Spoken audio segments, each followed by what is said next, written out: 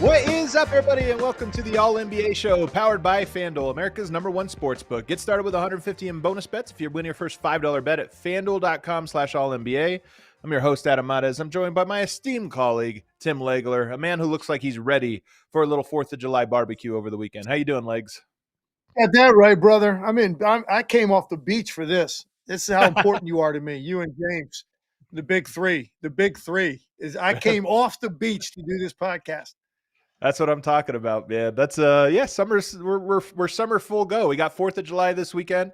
We got Vegas next weekend, a little Vegas vacation, so that should be fun. I know just to fill you in, I was in the process as I left the beach to come here for this. I was holding court on the cornhole game. Like I'm pretty, unbeatable at cornhole. So I was running, just bringing in next challenger. I was calling out people I don't even know on the beach. Like, come on, get some of this. And then I came back for this. There you go. Undefeated. I got to tell you, next time you're in Denver, we might have to have a little cornhole challenge. I'm not so bad myself. Oh, I'd love that. Live stream it. Listen. Throw down some money. I'm gonna throw it out there right now. I'm gonna throw out the gauntlet. You have a better chance at beating me in an NBA 3-point shooting contest than you do cornhole. There's no way. Come on. Throwing it out there right now. That good? Pretty good. I'm telling you, man. I got my slide down. I'm even better at beer pong, but it's hard to find people that want to play beer pong, man. I'm an excellent beer pong player, but nobody really wants to play beer pong. Bags is more the game we play now, so I turn my attention there. We're gonna have to do the Legler Olympics next time you're in Denver. Call it a Denver game. We'll get all of it going. Beer pong, little bags. Real quick. I know we got to get to the NBA, but real quick. So for like 7 years, my wife and I in the summer, we stopped because people started having kids and their schedules got too busy. We did something we named it War at the Shore, and it became WATS, W-A-T-S, War at the Shore. I mean, you get T-shirts the whole bit. So we'd come in on Thursday night of some weekend, and we had the first year, 24 people participate. So we had 2 teams of 12, 2 captains, drafted teams. We had 10 events. It was like free throw shooting in my driveway. I had a putting green in my yard, so it's like a putting competition, cornhole, beer pong, flip cup. Like we had 10 of a home run derby with wiffle ball in the backyard. And so you got points individually, and then you could win a gold medal individually in the event, team system. So like one team would celebrate at the end. We did it for like 6 years, man. It was like the greatest thing in the world. So it sounds like kind of like what you're talking about right now. Yeah. How were you always the top dog in this competition? So we had 6. So at the end, the guy that gets the most points, you need to total up your points, whatever, gets the MVP. I did it two times out of 6. So it's not every year. It's not guaranteed. Yeah. You got to bring your A game. My game was always beer dice. I don't know if you've ever played that one because you got to catch the dice off the table. Yeah, you got to have quick hands, man. That was my skill. I was like, okay. Yeah, you got to have quick hands to catch the dice after it bounces. I like it. Beer, they have to explain it to me because we're gonna get it back. People just started like bagging out because it's hard to find a whole weekend, man, for people. As people started having children and all that, it became impossible. But everybody keeps saying, bring it back. We've taken like a 3-4 year hiatus right now, so it will come back at some point. Well, there you go. On today's show, there are a couple. We've been talking free agency this week. We got a couple other things that have happened. Deandre Ayton going to the Lakers. Very interesting situation in LA. The Knicks hire a head coach and round out their roster at least a little bit. We'll talk about both of those. And then the back half of the show, it is July, so why not rank contenders? 11 and a half months away from who will actually win the 2026 championship. But this will be our early look at which teams were buying, the moves that they made, and bumped into the contender tier. But we're going to start with the Lakers here. So the Lakers get DeAndre Ayton, had that weird buyout situation, Portland paying a lot of money to get rid of this guy. So he becomes available, and the Lakers are going to make him their cornerstone center. They didn't have one last year. Obviously, they tried to trade for Mark Williams. That backed out. Ayton is their guy. Just real quick, what are your thoughts on Ayton and what he will look like with Luka Doncic? It's such a weird player to give analysis on because he's obviously very talented. And like as bigs go, what more could you want offensively? He can post. He's a good mid-range jump shooter. He can make free throws. Like he moves well. You can run different sets for him. I just don't know that he's a winning player. And I have a hard time getting the image out of my head of what he looked like in that series against Denver. Was that 2 years ago? Yeah. I mean, and then there's famous clips that are out there. People have made memes of it where he's standing under the rim at one point, kind of just watching the action as they battle for offensive rebounds. Where he ended up on the baseline. He just stood there for like 5 seconds while guys were fighting for rebounds, and he never made his way back onto the court. But that aside, that whole series, it's just look if the guy, quote, I guess, had it, if he had that thing, he would be one of the most highly coveted players in the league because he's 7 feet and he's really skilled. He's got a very soft touch, but yet no one feels that way about him. So for me, the Lakers, for them, it made a lot of sense, man. They have nothing in the middle. I get it. Somebody's got to go out there with some size. When you look at what these other teams in the West are capable of putting out there, you got to have some size. So it made sense for them to go after him. Does it propel them into another tier? In my mind, in the West, it really doesn't. Because first of all, to be honest with you, Adam, I don't even know about the Luka LeBron thing yet. Like we don't know about that. That was like a very short sample size. They got beat in the first round. It wasn't pretty. So I don't even know if they figured that out yet, much less how do they incorporate Deandre Ayton into the mix. He's not a rim running lob guy like Luka likes. And he's not going to get the ball a ton in the post if Luka and LeBron are on the same team. So I don't know exactly what his role is going to be. I understand why they got him. It makes sense. But for me, it doesn't launch them into another level in the Western Conference. I think it's a clear upgrade from what they had, in Jackson Hayes last year. So it's an upgrade because he does have really good touch. You said he's not a lob threat, and I think that's correct. He's not like a guy that's your traditional lob threat, but he is athletic enough to be a lob threat. We'll see if that returns. He was a lob threat in 2022 and 2023, playing along with Chris Paul. Not a DeAndre Jordan lob city lob threat, but he was a guy that you could do that. But he really is good in the short roll. Like if you give him the ball in the pocket, 10 feet, he can knock that down. And that's its own type of spacing. So to me, it is an upgrade. But I also happen to agree with you on your analysis of him I would hate to be an organization that was staking my hopes on him being able to do what you need to do for 4 rounds in a playoffs. That's where I'm with you. So I think this makes more sense on paper, but it's not the guy I would love to have to be counting on. And I want to say, you make a good point. He is an excellent short roll, 12-foot shooter. He's 12 to 15. He's really good at that. Here's the problem. Luka doesn't throw short roll passes. That's not really what Luka does. Luka likes to get deeper into the defense and throw the lob for a dunk to guys like Gafford and Lively or Jackson Hayes, or that ball gets spread out to the 3. Like, you don't see Luka come off too often and throw that little pocket pass to the roll guy for a 15-foot jumper. Now, look, he's not really played with guys that are capable of doing that. So maybe that's why. But I just feel like Luka, that requires you to give it up early. The guy that gets the ball on the short roll gets it early. Luka doesn't give it up early. He holds it longer. Right. And by that time, the short roll's gone. And that guy now peels out and goes down to the baseline, right? Or if he's a good enough shooter, will pop back to the 3. Like Miles Turner sometimes will screen. He'll start the short roll, and if he's not going to get it, he'll backpedal to the 3.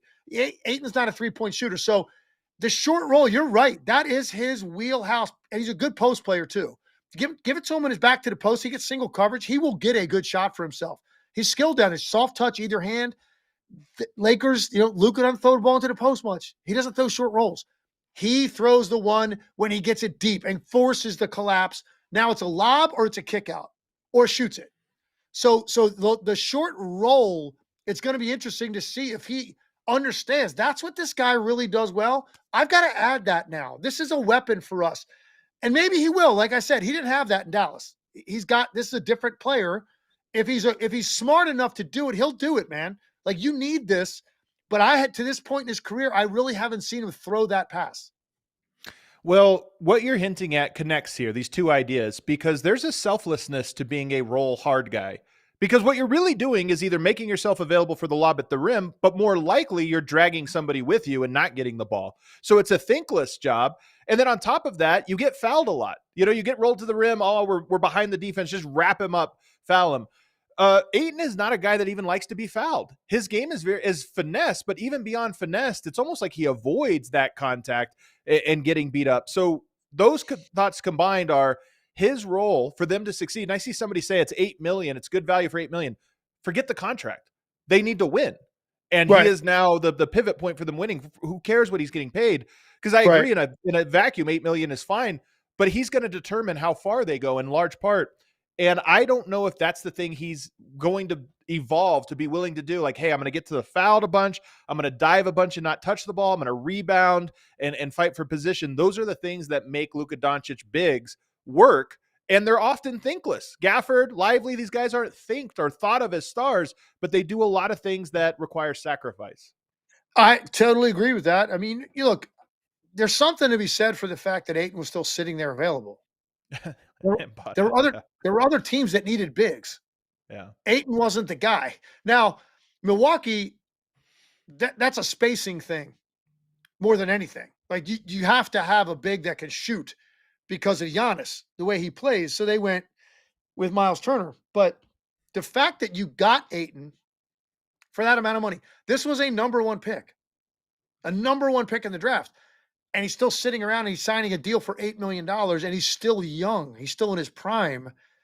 It tells you a lot. Again, it's not his skill set. There's something lacking. Maybe it's just that flat out toughness, killer instinct, man, want to be great, desire, like just gives you that energy. Like there's something missing. And that's why for me, they signed Ayton. I expected them to sign Ayton. I think they were hoping to get Brook Lopez. That didn't happen. Brook Lopez went to the other LA team. And so there was this void. Who's out there? DeAndre Ayton's the best of the group. Let's sign DeAndre Ayton. I don't think they went into this saying to themselves, man, if we could just get our hands on DeAndre Ayton.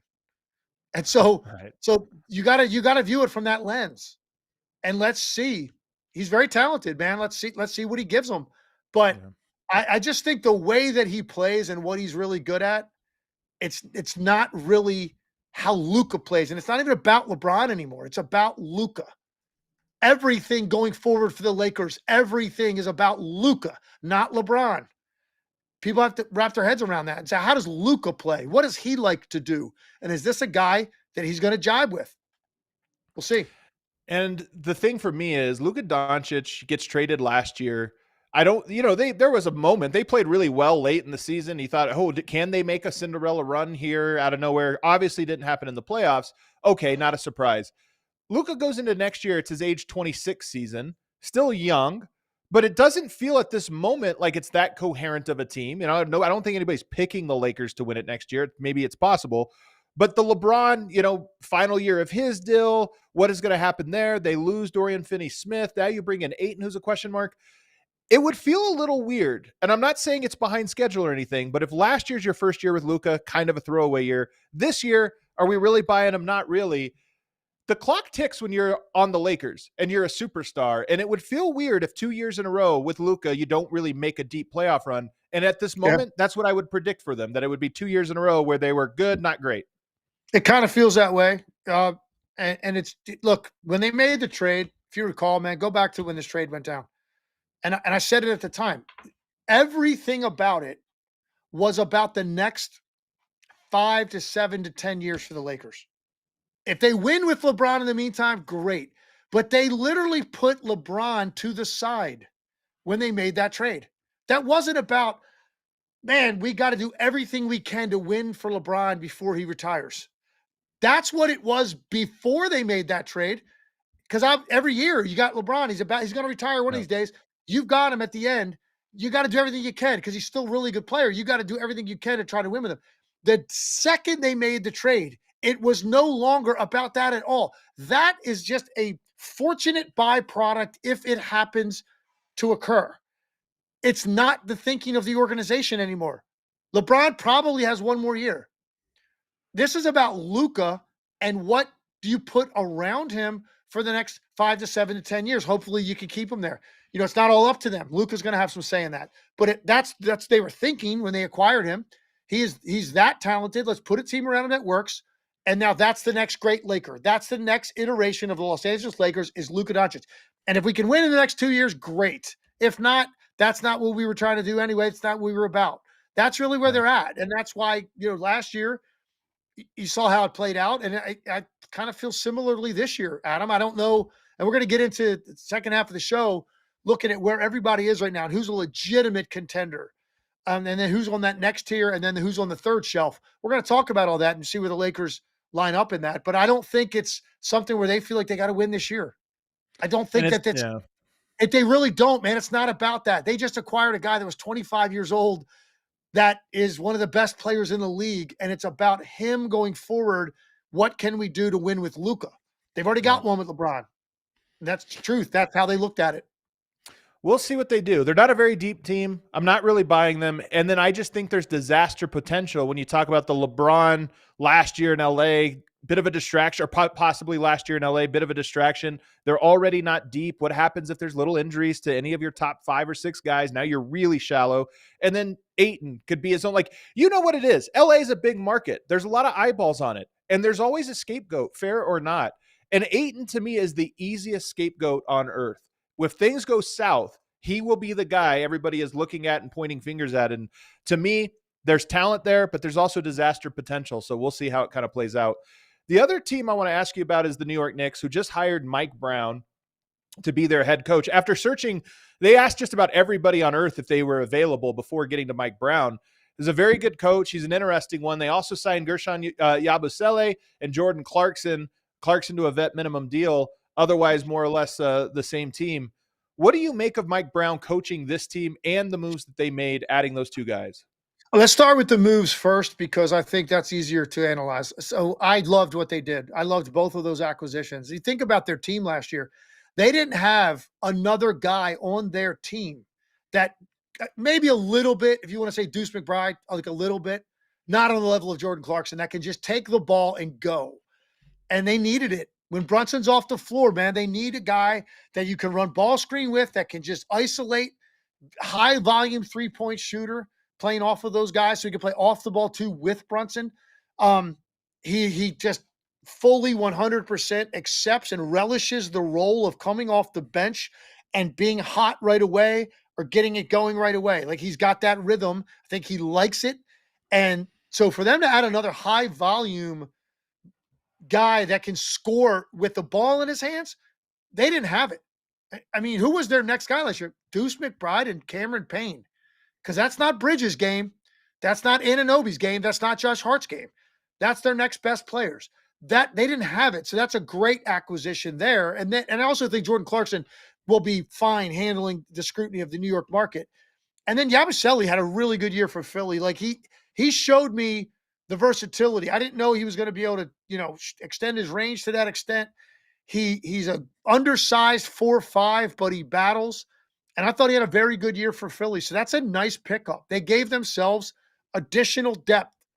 And hell, if they had some of that, maybe things would have been different for Tom Thibodeau, but they get the depth after he leaves.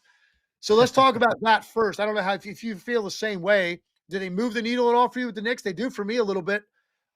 It's not like all of a sudden I go, wow, oh my gosh, who's beating the Knicks? I don't do that. But there's no question to me they're better than they were by adding those guys. Well, their front court is interesting now because you have Towns and Robinson, and then you add Yabusele, who I think has been impactful as a small ball big. Now he's going to play next to those 2 guys, presumably, which is a little bit unique. But more than anything, those are 2 offensive guys first. And this is a team that I thought had a good offense. They were a little shallow in defense. They obviously have OG, Josh Hart, Mikal Bridges, some guys who can guard. Mitchell Robinson can protect the rim. But they weren't deep at defenders.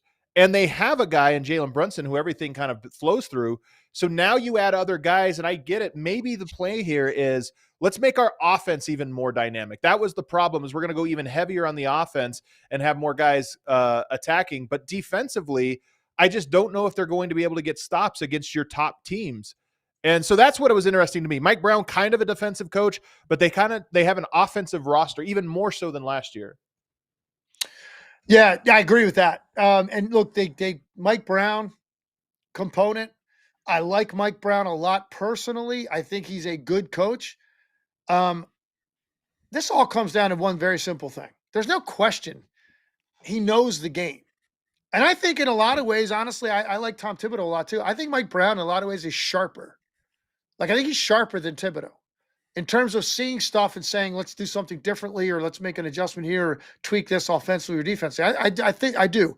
His mind, just in having conversations, I think he's on it. And look, maybe I'm misreading it because Thibodeau, he's a lot less forthcoming in conversations. Mike is much more open when you talk to him personally, face to face, than Thibodeau. So maybe I'm wrong about that, but that's just my impression. So I think he's a really sharp guy. It all comes down to one thing only. Do they basically connect with him? How do we know that until he gets in there and starts coaching? Yeah. So it's easy to say, oh, yeah, man, this is the answer. Or say, some other people will say, man, that does nothing for me. Mike Brown, are you kidding me? Like, I'm seeing both reactions on social media. Very few people are taking the approach of what I'm saying right now, which is, I need to see it for a little bit. Let me see it for 2 months, because I know what Mike Brown has done in this league as a coach, and I know what the Knicks are. How does it work together? And I don't know that until I see this happen for 25, 30 games. I'll have a much better answer, man, when you get up in mid-January, what this is going to do, because that to me is what it's all about. Do they love playing for this guy? Do they really connect him? He's a good communicator. I think he's a very likable person. So maybe that's going to help him. They've got enough talent, man. You think about this, Adam. Somebody yesterday said, well, the Knicks just don't have enough. They don't have enough. You know what I said to them? Do you know how many teams last year had 2 players on the all-league team? 3. You know who those 3 teams were? The Cleveland Cavaliers won 64 games. They led the East. The Oklahoma City Thunder won 68 games. They led the league with best record. And the Knicks. So this and by the way, they also have Mikal Bridges and OG Anunoby. So to sit there and act like, oh, that's just not enough. It's garbage. It's ridiculous. There's 3 teams in the league have 2 all-league players. They're one of them. So they have enough. Can Mike Brown be the guy that squeezes that out of this group? I want to see it, man, for 20 games. So that's not sitting on the fence. That's just being, I think, rational about how I want to judge it.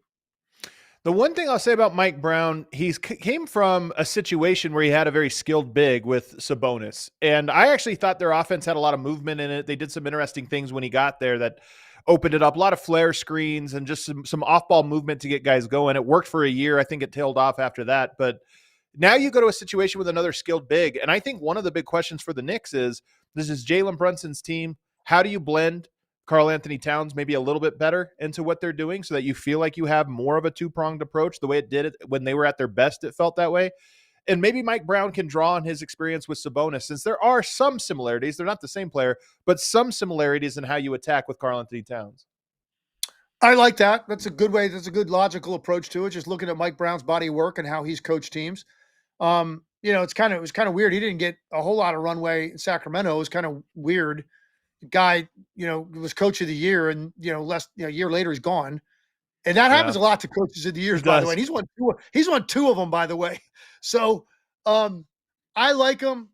I think he's smart. I think he's a good communicator. I think he's very likable. Let's see, man. Let's just sit back and watch. Their team is better than the team that Thibodeau had. It is. That's a better team because they added more pieces. So again, I don't want to hear anybody say the Knicks don't have enough. All right. If that's not enough, what do we want for teams to win? What do you need? 3 all-league players? Like, what do you need to win? All right. So they've got 2, and they've got a really good supporting cast. And now they actually have one key piece they didn't have, another scoring guard with the ball in his hands at a higher level than anything they had. And they got some front court front court depth as well, and a guy that can really shoot the ball. So I'm optimistic about the Knicks. I am.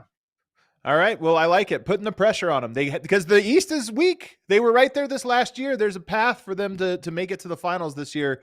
New coach. We'll see what happens.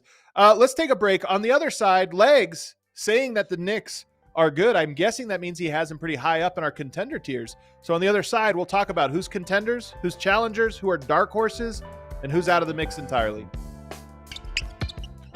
First, let me tell you guys about the Hall of Fame app. Have you ever been one leg away from hitting a massive parlay? You would have won, but one thing ruined it. And maybe after it happened, you looked back and you were like, I knew Miles Turner wasn't going to rebound against this guy. Why did I take the over? Well, now the Hall of Fame app provides you real insights, statistical insights on recent trends around the league you want to bet on so that you can very quickly sort through different details as you're putting together a parlay and say, what are the trends, recent 5-game trends, 10-game trends against this opponent trends? And it'll give you a whole bunch of data so that you can make informed decisions. It's really, really helpful when you're trying to make bets, especially if you have some familiarity with the team, but you might miss something in the data. That is why it was put together by a bunch of Ivy League graduates who happen to be huge sports fans. You get a leg up on your parlay using historical data. It's got a 4.9 rated rating on the App Store and over 6,000 5-star reviews. That's very hard to do.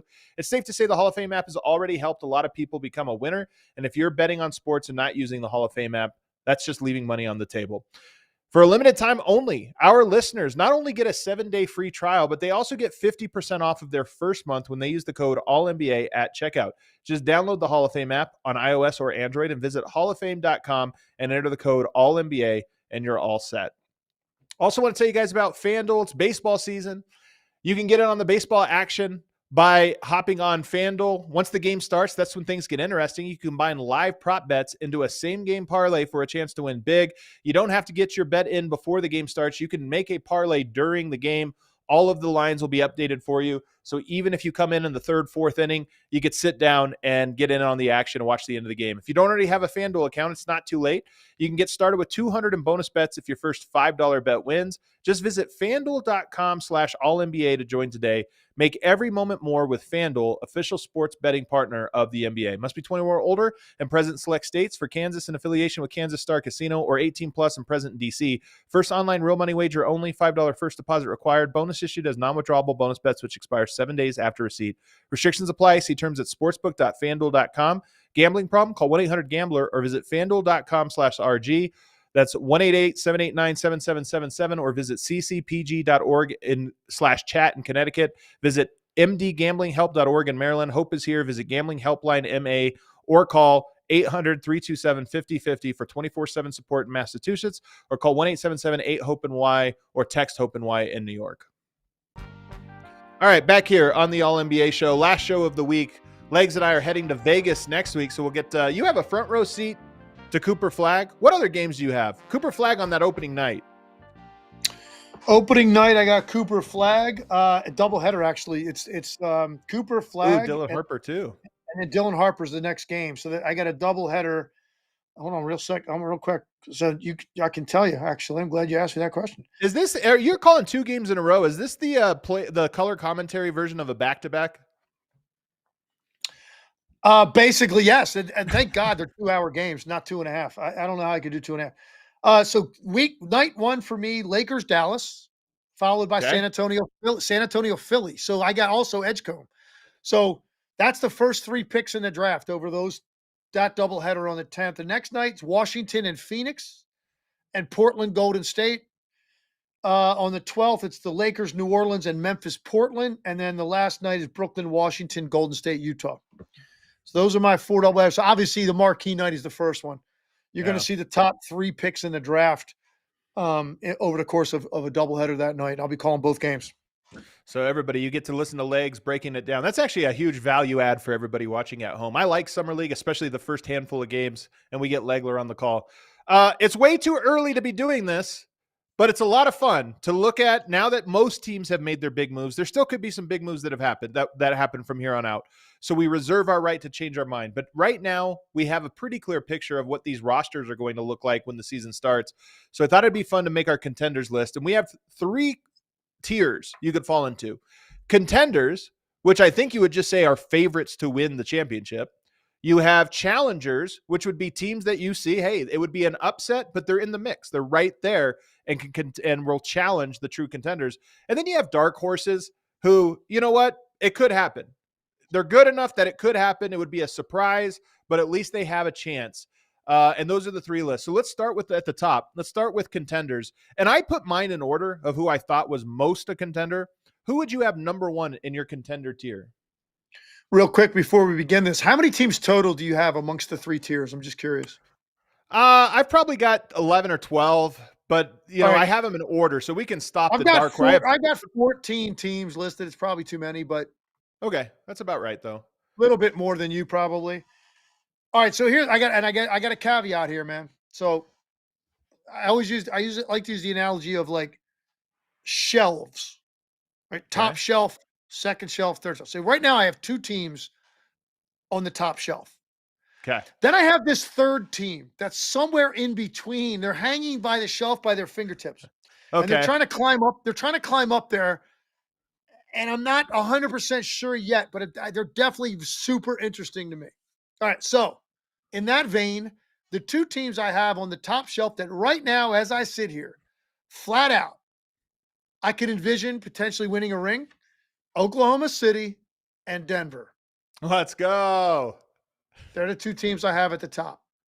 So Denver made it in there. I thought they might be the hanger on, but they made it in. So Oklahoma City, real quick, let's just talk about them. I'm guessing they're number one. They're the reigning champs. And by all accounts, they'll be better next year. I mean, the experience alone of getting it done gives you a confidence. So when you look at this tier, do you see them far ahead of the field, or do you think it'll be like this year where they should be favorites, but they're going to be challenged? 6-7 game series should be expected.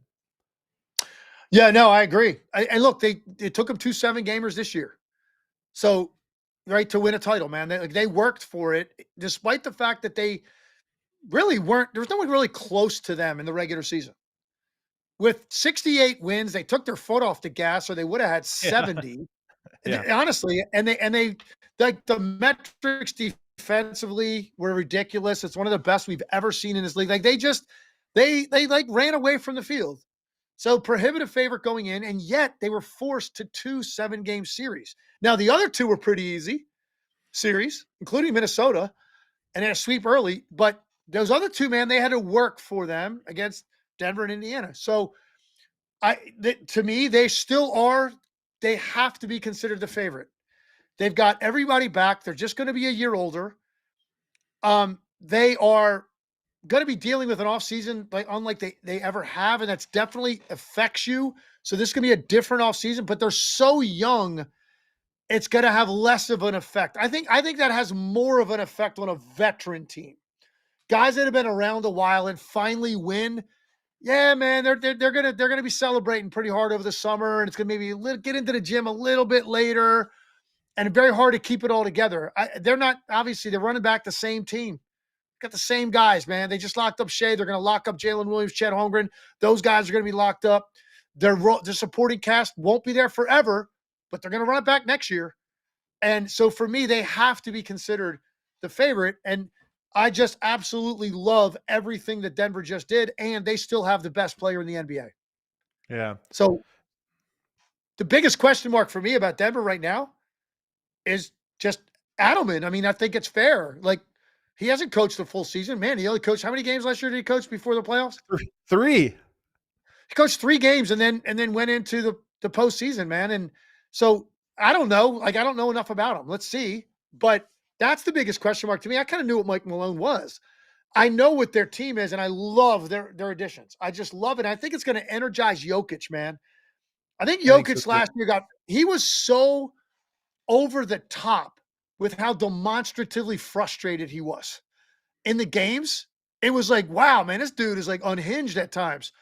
I think it's going to get him back into that place he was before that, where he thinks he's got a team good enough now to win it. And you're going to see a different Jokic this year. I think he's going to be energized and believing that, like, oh, no, man, it wasn't just one title for us. We got another chance at this. So that's why, for me, I have those two teams at the top. I think it makes sense. They were both in my tier. I had 3 teams. I had nobody hanging on a shelf. I had 3 teams all the way up there. But Oh, I I know who think your shelf hanger is then. I know your I mean, I know who your third team is because it's the team I have hanging off the yeah, shelf a little bit by the fingertips. I was a little nicer. I helped them up. They were hanging. I just said, "Hey, here, let me give you a little help." But with Denver, here's my question for you. They have had a lot of continuity over the last 5 years. Obviously, they lost Jamal Murray. That was a huge blow. It changed things up for a couple of years. But they have had this more or less consistent rotation and team. And this is a very different team. Not only did one of your core members, Michael Porter Jr., leave for Cam Johnson, I think those guys are similar enough that you don't actually change much of what you're doing. You just hope that you have a guy that does it a little bit better. But their bench is almost entirely new. That's a Yeah. completely new identity. And I just wonder if it's going to take more time than people think. Because on paper, it's a really good group of players, but they're all new. So you're going to have to form an identity, form a pecking order, form a style of play.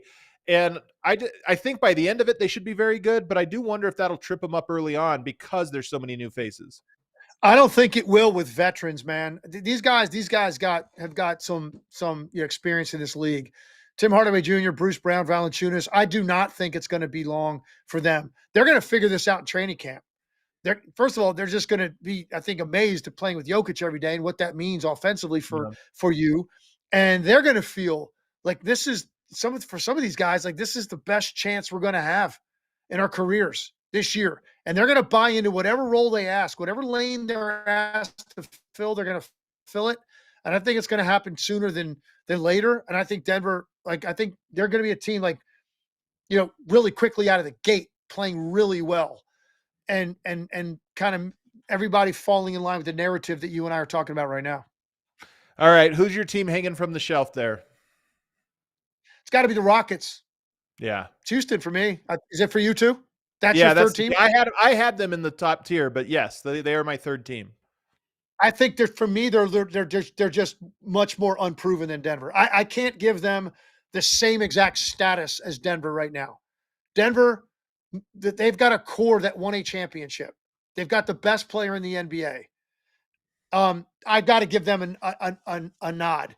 I know Houston had a great year. They were 2 seed last year with a pretty young team, some vets mixed in, and they captured everybody's attention because they're tough. They didn't know how to close games, so they figured that out. They got Kevin Durant. They got an answer offensively. They've added other guys. They've added size. Clint Capella comes into the fold. Dorian Finney-Smith comes into the fold. I love their offseason. Denver and Houston, to me, by far the 2 best off seasons in the league, or free agencies to this point. So, but to me, it's not fair when these guys have not played together. And they're adding a piece that ball dominant and Kevin Durant into the mix. What's that going to look like with these guys? Now, look, that's why I have them right there. It's not like I'm saying, oh, no, they got to prove it. They're going to be on the puncher's chance list. I'm not doing that to them. They're better than that because of just what they did last year and now who they added. But they haven't done anything together at all. Denver has.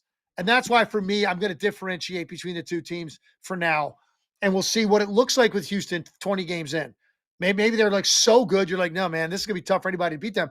But right now, I'm giving Denver a nod over them. It's just respect that they've won their top guys and they still have the best player in the league. Who do you think will have an easier time winning in the regular season? Because when we ask this, we're really talking about playoffs. Okay, we think in the playoffs these teams will do it. But to your point, Oklahoma City, 68 wins last year. I think they're going to win 60 plus this year. Denver never has. The most they've ever won in the Jokic era is 57. So who do you think has an easier regular season ahead of them, the Rockets or the Nuggets? OKC. I think OKC for sure. But I'm sorry. I thought you were saying between OKC and Denver. I'm sorry. No, Denver and Houston. You're talking about between Denver and Houston? Yeah. I think Houston. Okay. I think Houston. And you know why? One very simple reason.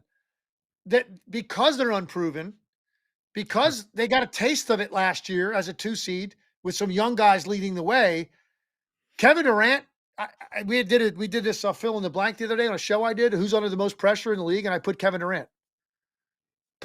He's got about 2 more years to make this happen.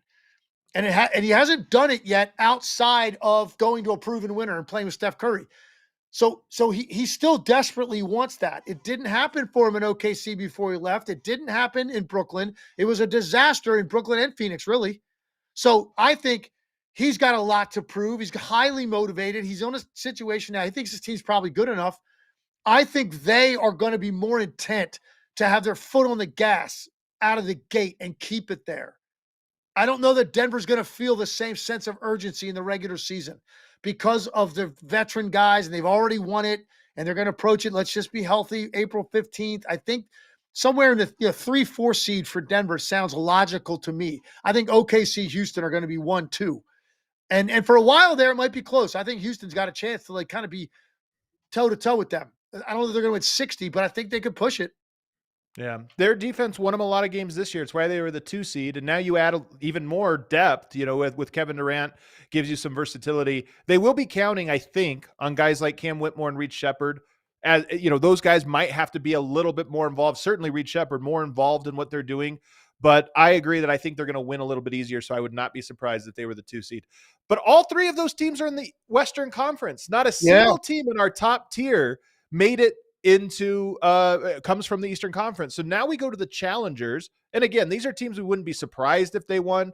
They're in a tier below it. So who's at the top of this challengers list for you?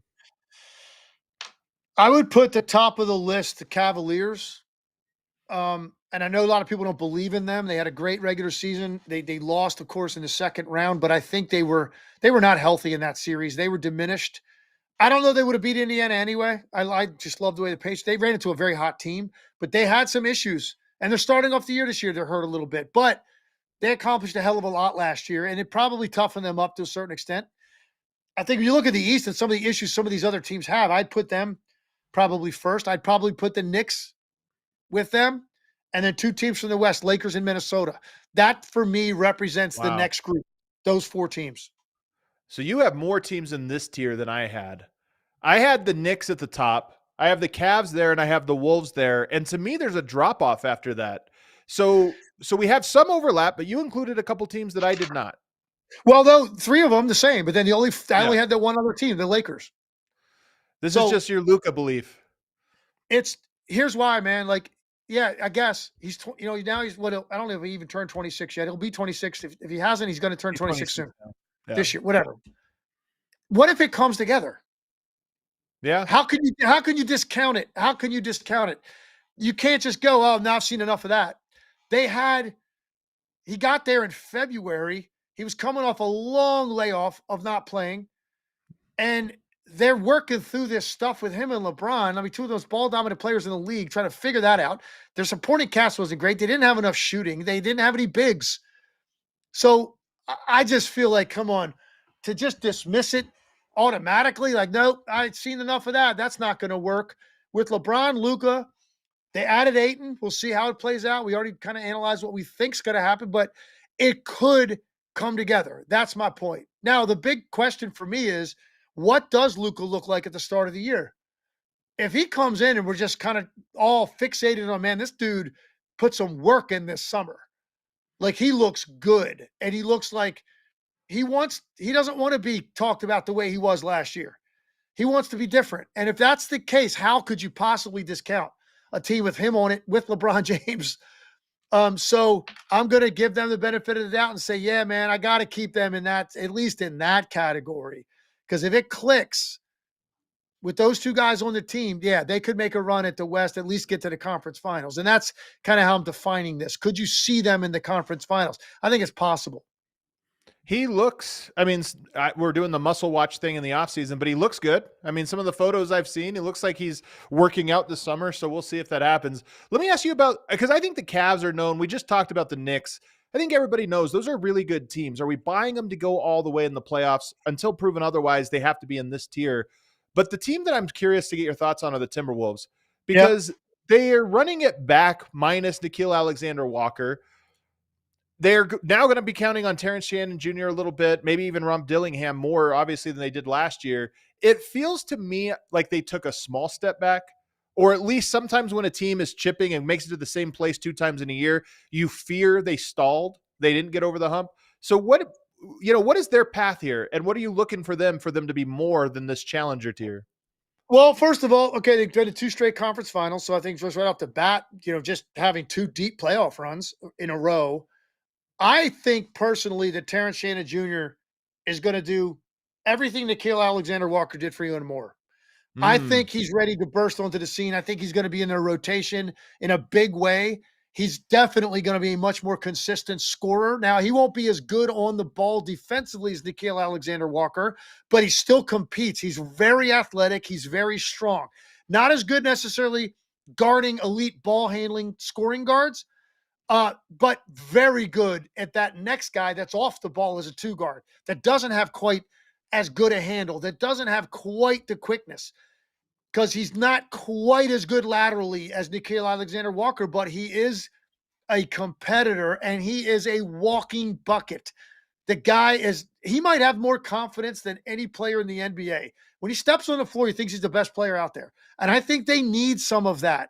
I think they need it. And I think last year, talking to Chris Finch early in the year when he was hurt, I was surprised even because I thought he was amazing in Summer League. And coming out of that, I called one of those games. He had 27 points, and he was so much better than everybody else on the floor.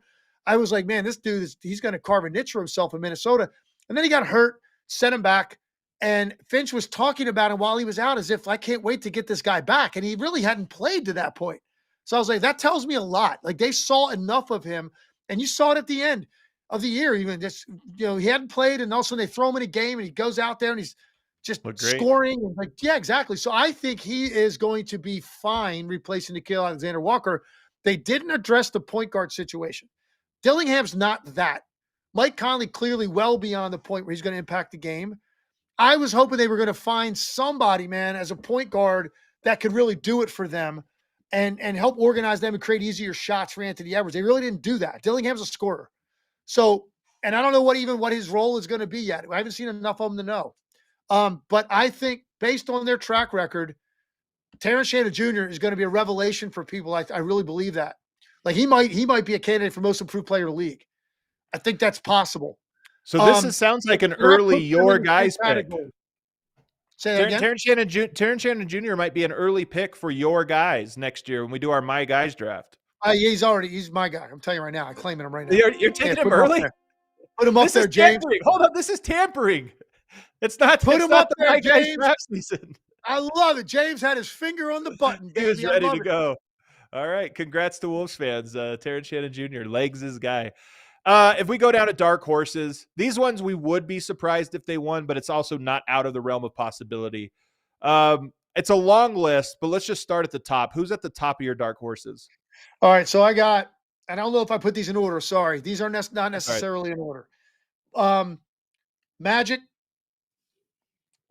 clearly in there. Pistons, Warriors, Clippers, Mavs, Celtics, and Bucks. Man, you still have the Celtics in. I do. Okay. Obviously, they're not the same team, but they still have Jaylen Brown, man. They still have Derek White. They're used to winning. Look, I'm not saying they're going to go to the finals, but let's look at the Eastern Conference. So do you think they could win a round? I mean, you have Giannis and the East is weak, so yes, but but I don't know about the regular season. They might be one of the 6, 7, 8 seed. That's true. Okay, well, let's say they are a 6 seed.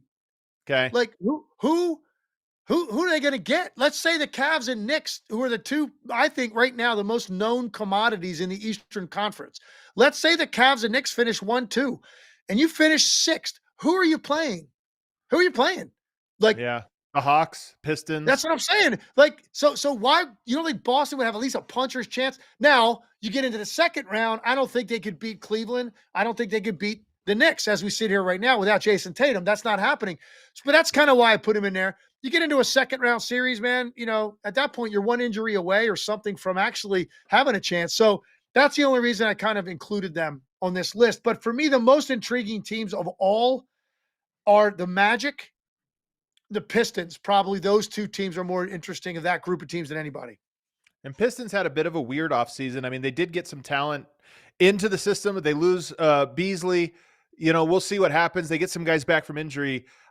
Magic were the top of my list and for this tier of it. And the reason is I buy them to be incredible at what they are, but I still am not sure their offense is fully solved. And I have a hard time imagining them being able to win 4 rounds just with their defense without finding something more dynamic. But the reason they're the top of the list is this, to me, is Paolo Banchero's year. If he is not leveled up this year, I think people should be a little bit concerned about. I mean, he has a long way to go, but they'll start to ask, like, how far is he from being an offensive anchor? Not just a great scorer, but a guy that you really anchor everything around, because I think they set the table for him to be better. If he is, then to me, they move up that tier to challengers. If he's not, then I think it's like good defense could upset somebody, but they're not winning 4 rounds with that offense.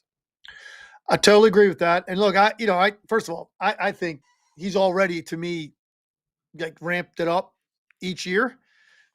There is another level. I believe that for him. And I think you're going to see it. I think one of the things that's going to help him get to that level is the shooting they added with Desmond Bane. And you talk about finding like the perfect player for what you need. Desmond Bane hit, and they also added Tyus Jones. So I told you I really like that pickup as well. So they added shooting, they added ball handling, they added just smarter guards, better guards, more clearly defined guards with what they do than like a stable of guys that do a few things well, but nothing great. That's what they had. I think now they've got 2 players that do something great. Tyus Jones takes care of the ball great and gets the ball to people. Desmond Bane shoots the hell out of it at a really high level. So they found 2 guys that do something elite. And to add it with Banchero and Wagner, and I'm a big Mosley fan, Jamal Mosley. Yeah, man, the Magic and the Pistons both of those teams very interesting to me. Yep. The next team, a team you didn't mention. So I have Dallas pretty high just because we don't, we'll see how the injuries and everything play out. I actually don't love their start of the year roster because I think they're lacking some creation, in your backcourt. But if you do get healthy enough and you're able to get Kyrie back late, I trust the rest of their roster. So they're missing a key piece, but they are in this weird spot where if they can survive and get to be a 6-7 seed somewhere in there, they might be the worst first round matchup somebody faces because they'll be better than what their record says they are. Yeah. Look, I think right now as we head into this, as we sit here now, in early July, there are a lot of questions around the league. There's very few, as I call them, known commodities. Right now, flat out, you know exactly what to expect. You're talking about OKC, the Cavs, and the Knicks. And I'm even giving the Knicks the benefit of the doubt because they got a brand new coach. So that's a big piece. But I kind of, Mike Brown's not going to screw it up. Like we kind of know what they are and they're healthy and we know what that looks like. We know what the talent they have. So I think outside of that, I could say there's legitimate questions on just about every single team. And that makes it interesting to see, like you said, where do these teams end up with their seeding? Because if depending on how some of these injuries play out and teams are going to have additional injuries in the year, you might see a very unlikely run to the conference finals in the East or the West or both. The one team I didn't hear you name, and I'm going to name them because I kind of love them, is the I Atlanta know Hawks. who you're going to say. I know my Atlanta Hawks. Looking over there, I see all these little comments. Hey, but I love this Hawks team, and I liked them before they made these moves. So now I look at it, again, dark horse because I can't see them winning the title. I don't see that. But I could see them making noise in a playoffs, making a deep run. And I do like their roster. And on top of that, they do have some flexibility with their roster if they want to make a move. But are you low on the Hawks, or you see them like I do? Oh, they could win a round, but it'd be hard to see them winning 3 to get to the finals. I don't see them beating. Here's why I didn't put them in there. Because I don't see them beating 4 teams in the Eastern Conference. I don't see them beating the Knicks. I don't see them beat in a series. I don't see them beating the Knicks. I don't see it. It's assuming they're all healthy. I don't see the Knicks, the Cavs, the Magic, or the Pistons. I think even the Pistons. I think both of those teams' defenses will be too much. They'll figure out a way. They'll figure out a way to make Trae Young inefficient. Look, if you're a big Trae Young fan and you just love Trae Young, then yeah, you're going to put him in this list. I guess I'm not probably on that level that just think that he's that. He's the guy. He has an answer for everything. I don't think that. And I think there are 4 teams that have a very difficult time beating. So that's why I didn't put him on this list. And if there's 4 teams you don't think they can beat, I don't know how you put them in here. I want to see Jalen Johnson though back. He made such a leap last year, and now he has some. And just they're an interesting team. They've got some spacing, they've got some shooting, they've got playmaking. So I kind of like them. I do too. Yeah. And look, they went out and they added Nikhil Alexander-Walker. They got Dyson Daniels. They got great guard defense. They're an interesting team without question. Now, there's one other team before we leave that goes in their own category altogether. Okay, who is it? Because going into the year, assuming health, the top of their roster is as talented as any in the Eastern Conference, and we haven't mentioned them. The Philadelphia 76ers. Oh, they do go in their own box. You're right. I was trying to think of who it could be, but you're right. That's their own category. Well, it's so difficult because it's at the point, obviously, when you say if they're healthy, people just immediately cut you off. They don't want to hear the next thought out of your mouth. And I totally understand that. But if they're healthy, which, by the way, as I sit here right now, everybody's expected to be healthy at the start of the year. Okay. So last year, they weren't even that.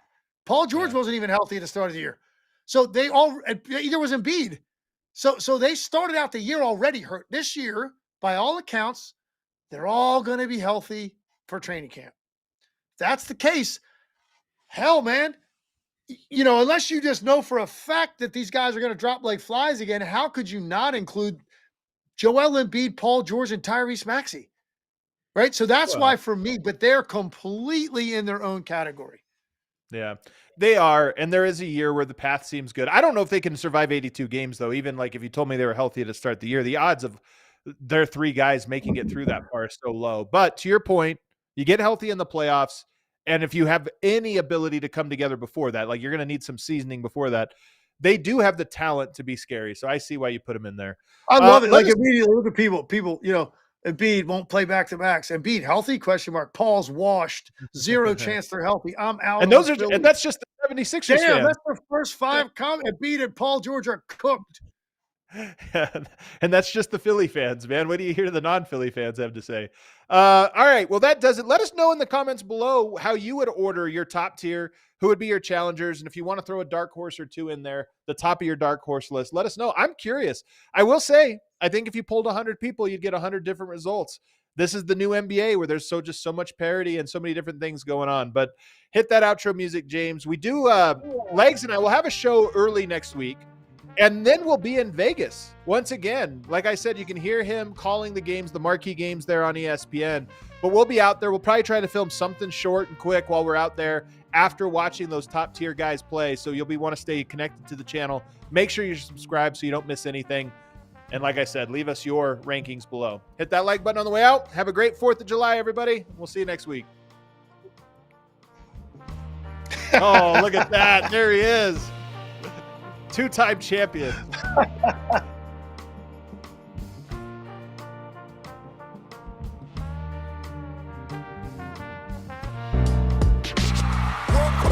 We all silly like the mayor.